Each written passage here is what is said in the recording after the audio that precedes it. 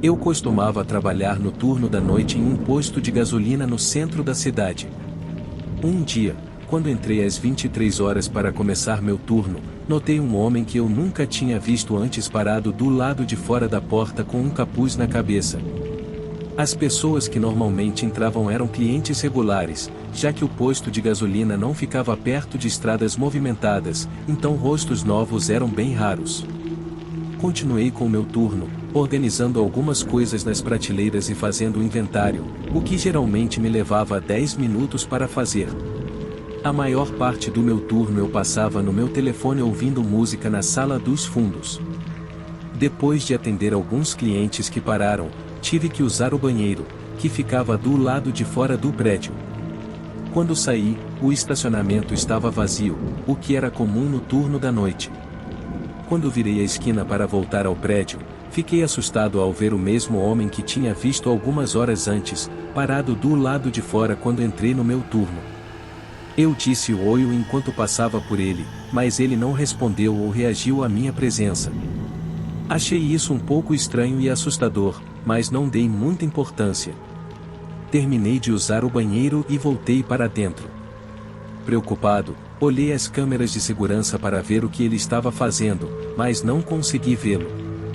Assumi que ele estava parado em um dos 2 pontos cegos que tínhamos em cada canto do prédio. Mas algumas horas se passaram, e acho que tive apenas 1 ou 2 clientes durante esse tempo. Agora eram cerca de 4 horas, e comecei a contar as horas, já que sairia às 8 horas. Saí novamente para usar o banheiro e fiquei assustado ao ver o mesmo homem parado no mesmo lugar com o capuz na cabeça.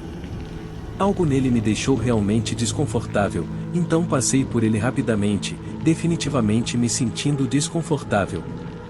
Depois de terminar de usar o banheiro e voltar, o homem misterioso havia sumido. Suspirei aliviado ao virar a esquina para voltar ao posto de gasolina. Olhei e vi um carro familiar estacionado no lote. Era um cliente regular chamado Bill, que sempre passava para conversar, por volta da mesma hora todos os dias antes de ir trabalhar. Ele havia acabado de sair com seu café de sempre, e paramos para conversar do lado de fora da porta. Pensei que era estranho, pois eu não o tinha registrado, e não o conhecia como alguém do tipo criminoso. Fizemos nossa conversa habitual sobre nossas ligas de futebol fantasia e, brincando, perguntei se ele estava roubando o café hoje. Ele hesitou por um segundo, olhou para mim e começou a rir, dizendo algo como: "Você é engraçado, cara. Esse novo cara lá dentro pode estar de olho no seu turno. Você pode ter que lutar com ele pelo seu turno." Meus olhos se arregalaram ao ouvir isso, e eu nem sabia o que dizer. Eu disse: "Você percebe que sou o único funcionário aqui agora, né?" Honestamente, pensei que ele estava brincando comigo ou algo assim, mas sua expressão ficou mais séria ao ver minha reação. Ele disse: "Espera aí, você é a única pessoa trabalhando agora? Há um cara novo lá dentro." Ele estava parado na sala dos fundos e não disse nada para mim. Não sabia o que era o negócio dele, mas deixei $2 no balcão e saí. "Você me conhece, cara, eu não roubaria." Agora, definitivamente preocupado e um pouco assustado, voltei para dentro com Bill e olhei ao redor. Estava vazio, ou não havia ninguém na frente ou na sala dos fundos. Ambos nos olhamos chocados e confusos até ouvirmos um barulho alto vindo do congelador de armazenamento. Silenciosamente, fui até o congelador e tentei ouvir do outro lado da porta. Pude ouvir claramente algum tipo de confusão do outro lado, então abri a porta para ver o homem com o capuz que estava parado do lado de fora do posto de gasolina a noite toda. Ele estava segurando um saco de lixo e colocando coisas nele. Olhou para mim com olhos arregalados e injetados de sangue, começando a gritar o mais alto que podia, enquanto corria em minha direção e me derrubava. Bill correu até nós e começou a bater no cara até que ele se levantou e fugiu do posto de gasolina. Fiquei chocado, e Bill me ajudou a levantar enquanto chamava a polícia. Tranquei as portas e assistimos enquanto o homem enlouquecido corria pelo estacionamento com o saco antes de desabar no asfalto. Ficamos dentro e observamos a polícia algemar o homem e colocá-lo na ambulância. Meu chefe me disse alguns dias depois que o cara tinha 1 tonelada de drogas diferentes no sistema e estava em estado de psicose. Ele estava armado com uma faca de cozinha no bolso.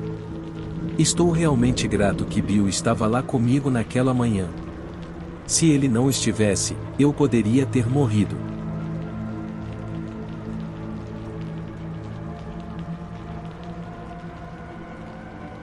Eu estava estudando para me tornar enfermeira e tinha provas finais chegando na semana seguinte. Morava em um apartamento fora do campus, a uns 10 minutos de distância do meu colégio, que ficava no centro. Eu preferiria ter morado em um dormitório no campus, mas era muito mais barato viver nos apartamentos.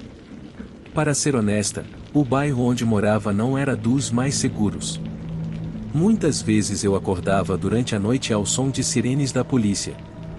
Enfim, estava voltando para casa em uma sexta-feira à noite, depois de sair com alguns amigos, quando a luz de baixo combustível acendeu no meu painel, pouco antes de entrar na rodovia.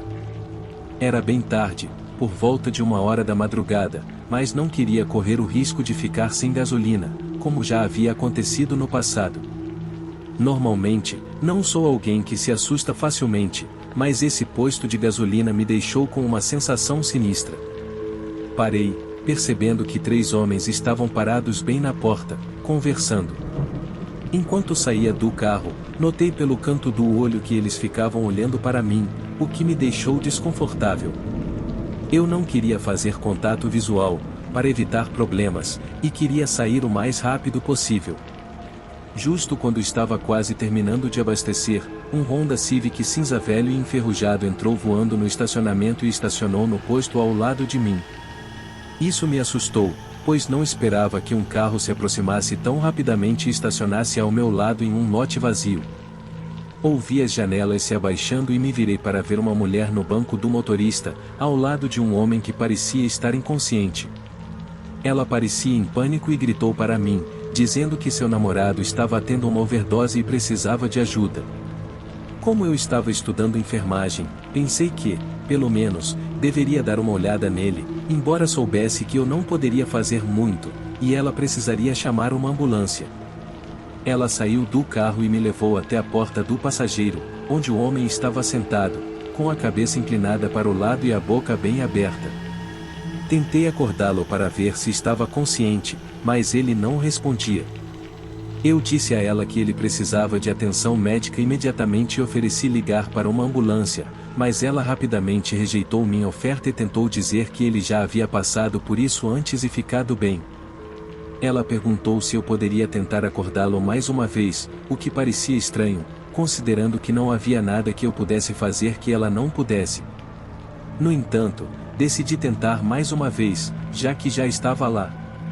Inclinei-me para tentar abrir os olhos dele, até que seus olhos se abriram e ele me colocou em um estrangulamento, enquanto a mulher atrás de mim agarrou minhas pernas. Comecei a gritar, me debater e chutar, fazendo o que podia para me libertar.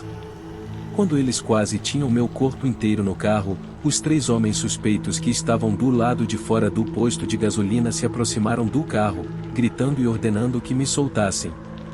Embora eu não conseguisse ver, ouvi um deles sacar uma arma e apontá-la para o homem que me estrangulava, dizendo última chance. Senti que eles me soltaram e me levantei, completamente apavorada, agradecendo a eles e correndo de volta para o meu carro, onde me tranquei e parti. Naquela noite, depois de chegar em casa, deitei na cama, incapaz de dormir e aterrorizada pela situação. Pesquisei online algo como simulação de overdose em posto de gasolina na minha área, e arrepiei-me ao ver o primeiro artigo. Havia uma foto do mesmo casal que tentou me atrair para o carro. Eles eram procurados por vários roubos na área. Não podia acreditar no que estava vendo e pensei que eles estavam tentando me sequestrar. Finalmente, me acalmei o suficiente para ligar para a polícia e denunciar o incidente, mas nunca descobri se eles foram capturados. Sou grata aos caras que me ajudaram naquela noite. Ainda sou assombrada todas as noites, pensando em todas as coisas terríveis que poderiam ter me acontecido se aqueles 3 homens sinistros não tivessem me ajudado.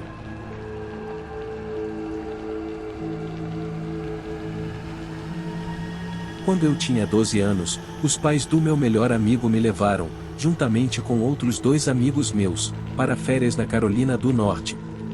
Nós morávamos em Wyoming e, por alguma razão, os pais do meu amigo decidiram que queriam dirigir. Eles alugaram uma minivan grande que era bastante confortável, mas isso não tornou a viagem de 29 horas mais rápida, para ser sincero. A viagem de carro foi cansativa. Eu já era bastante impaciente quando criança, mas isso elevou minha paciência a um novo nível. Cada hora que passava parecia 5, e meus amigos e eu estávamos entediados demais. Após cerca de 15 horas de estrada, paramos em um hotel para descansar durante a noite, com o objetivo de chegar à Carolina do Norte no dia seguinte. Resumindo, houve um vazamento de gás no hotel em que estávamos hospedados em Missouri, então não tínhamos onde dormir. Além desse hotel, a única outra opção que tínhamos era um motel, mas depois de discutirem, decidiram que não era um local seguro e tivemos que continuar dirigindo. Antes de voltar para a estrada, paramos no único posto de gasolina aberto na região para que os pais dos meus amigos pudessem comprar bebidas energéticas. Eu estava meio adormecido quando ouvi a porta se fechar e abri os olhos para ver os pais dos meus amigos entrando no posto de gasolina. Olhei para os meus amigos no carro comigo e vi que todos estavam dormindo. Quando eles voltaram para fora, disseram que deveríamos entrar e usar o banheiro, já que não íamos parar por um longo tempo. Entramos sonolentos no prédio para usar o banheiro, enquanto os pais esperavam do lado de fora na minivan perto das bombas. Era um banheiro para uma única pessoa, então tivemos que formar uma fila, e eu estava no final. Lancei um olhar para a janela e vi 2 homens se aproximando do prédio. À medida que se aproximavam, percebi que estavam olhando para mim. Ambos estavam usando camisetas brancas e tinham barbas. Quando um dos meus amigos saiu, ele disse que estava indo de volta para o carro para dormir. Continuei observando enquanto esperava a minha vez, enquanto os homens ficavam por perto e sussurravam um para o outro, parecendo que não estavam lá para fazer compras. Eu estava ficando mais nervoso à medida que eles continuavam olhando para mim. Depois de mais alguns minutos, só eu e meu amigo estávamos na loja, e ele estava terminando no banheiro. Quando ele saiu, entrei e tranquei a porta atrás de mim. Estava com medo, pois todos estavam na minivan, exceto eu, e eu estava sozinho no prédio com esses 2 sujeitos assustadores.